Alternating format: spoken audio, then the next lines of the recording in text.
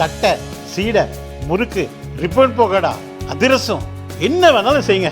ஒரே ஒரு 5 லிட்டர் இதய மந்த்ரா கடல் எண்ணெய் பேக் ஒரு மாசம் முழுசுக்கும் அத்தனை சமையலும் முடிச்சு விடலாம். இதய மந்த்ரா. 2008 நவம்பர் 26 மும்பையில் 10 லஷ்கர் இ தொய்பா பயங்கரவாதிகள் தாக்குதல் நடத்தினர். இதில் 166 அப்பாவிகள், 9 பயங்கரவாதிகள் இறந்தனர். இந்த சம்பவத்துக்கு மூளையாக செயல்பட்டவன் தஹாவூர் ஹுசைன் ராணா.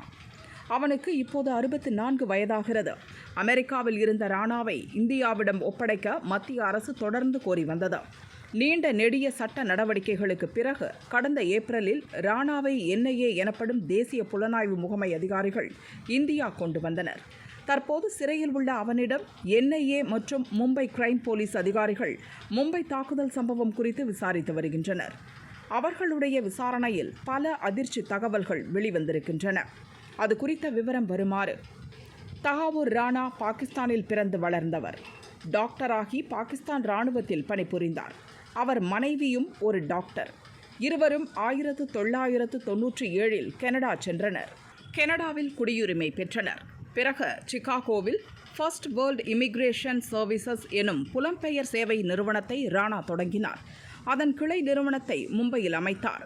பாகிஸ்தான் இராணுவத்திலிருந்து விலகினாலும் அதனுடனும் ISI உளவு அமைப்புடனும் தொடர்பில் இருந்தார். 2008 மும்பையில் தாக்குதல் நடத்துவதற்கு ராணாவுடன் சேர்ந்து செயல்பட்டவன் டேவிட் கோல்மன் ஹெட்லி. அமெரிக்காவைச் சேர்ந்த இவனும் பாகிஸ்தானில் பிறந்தவன்தான். ராணாவின் பள்ளி தோழனும் கூட. இருவரும் சேர்ந்து மும்பை தாக்குதலை திட்டமிட்டனர். அதற்கு ராணா தொடங்கிய நிறுவனத்தின் மும்பை கிளை அலுவலகத்தை பயன்படுத்தி கொண்டனர். 2008 மும்பையில் தாக்குதல் நடத்துவதற்காக ராணா 2005 முதலே திட்டமிட்டு வந்துள்ளான். லஷ்கர் இ தொய்பா, ஹர்கத் உல் ஜிஹாத் இஸ்லாமி ஆகிய பயங்கரவாத அமைப்புகளுடன் சேர்ந்து தாக்குதலை திட்டமிட்டான். மும்பை தாக்குதல் நடப்பதற்கு சில நாட்களுக்கு முன் ராணா மும்பை, டெல்லி, ஆக்ரா, கொச்சி முதலான நகரங்களுக்கு தன் மனைவியுடன் பயணம் செய்துள்ளான். ஹெட்லியுடனும் தொடர்பில் இருந்திருக்கிறான்.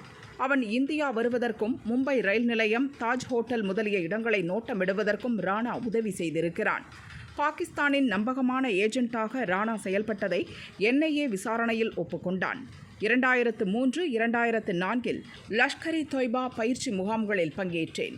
மும்பை தாக்குதல் நடந்தபோது அந்த நகரத்தில் தான் இருந்தேன் எனவும் ராணா வாக்குமூலம் அளித்துள்ளான். மும்பை பயங்கரவாத தாக்குதல் சம்பவத்தில் பாகிஸ்தான் இராணுவமும் ISI உளவு அமைப்பும் உதவின என்றும் ராணா விசாரணையின் போது ஒப்புக்கொண்டிருக்கிறான் என அதிகாரிகள் கூறினர்.